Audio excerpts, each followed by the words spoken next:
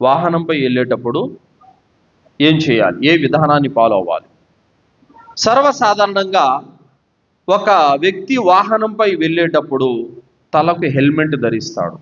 కారణం ఏంటి? ఎక్కడైనా యాక్సిడెంట్లు జరిగితే శరీరం అంతా ప్రమాదానికి గురైనా కూడా తలకు గాయం తగలకపోతే, తలకు ఏం జరగకపోతే మనం బ్రతకొచ్చు అనే ఉద్దేశంతో. అలాగే కారులో బయలుదేరాడంటే కనుక సీట్ బెల్ట్ వేసుకుంటాడు. ఎందుకంటే కారుకు ప్రమాదమైన సీట్ బెల్ట్ వేసుకుంటే సేఫ్గా ఉంటామని చెప్పేసి.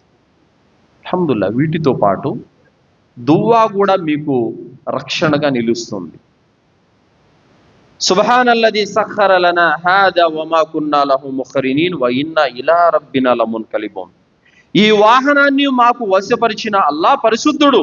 దీనిని మేము స్వయంగా వశపరుచుకోలేము.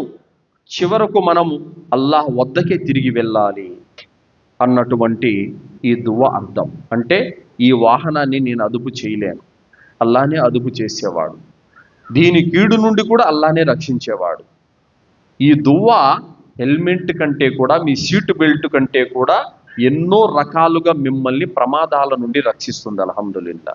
ఎందుకంటే ఎప్పుడైతే ఒక ముస్లిము వాహనం మీద కూర్చొని అల్లాహ్ నామాన్ని స్మరించాడో, ఆ వాహనానికి ఏదైనా ప్రమాదాలు జరిగితే ఆ కీడు నుండి రక్షించే బాధ్యత అల్లాహ్ది. కావున దువ్వాలనేవి తప్పనిసరిగా చదవాలి.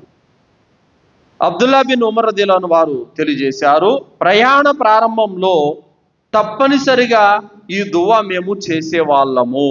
ఏ దువ్వా? సుబ్హానల్లజీ సఖర లనా హాదా వమా కున్నా లహు ముఖరినీన్ వ ఇన్నా ఇలా రబ్బినా లమున్కలిబూన్. ఈ దువ్వా తప్పనిసరిగా మేము చదివేవాళ్ళం. ఒంటె ఎక్కినా, గాడిద ఎక్కినా తప్పనిసరిగా మీ దువ్వా చదివే వాళ్ళము అని చెప్పారు. ఈ దువ్వా చదవడం వల్ల లాభాలేంటి?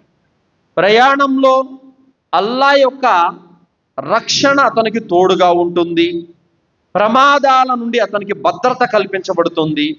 ప్రయాణం కూడా ఒక ఇబాదతుగా మారుతుంది. మనిషికి ఆఖిరతు గుర్తుకొస్తుంది. ఎందుకు? వ ఇన్న ఇలా రబ్బినా లమున్కలిబూన్. మేమంతా అల్లాహ్కు చెందిన వారమైన మాట అంటున్నాం కదా, ఆఖిరతు గుర్తుకొస్తుంది.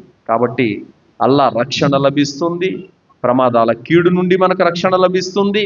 ప్రయాణం కూడా ఒక ఇబాదత్, ఆరాధనగా మారిపోతుంది. అల్హమ్దులిల్లాహ్. ఈ దువా చదవడం వల్ల అన్ని లాభాలు ఈ దువా ద్వారా ఉన్నాయి. అల్హమ్దులిల్లాహ్.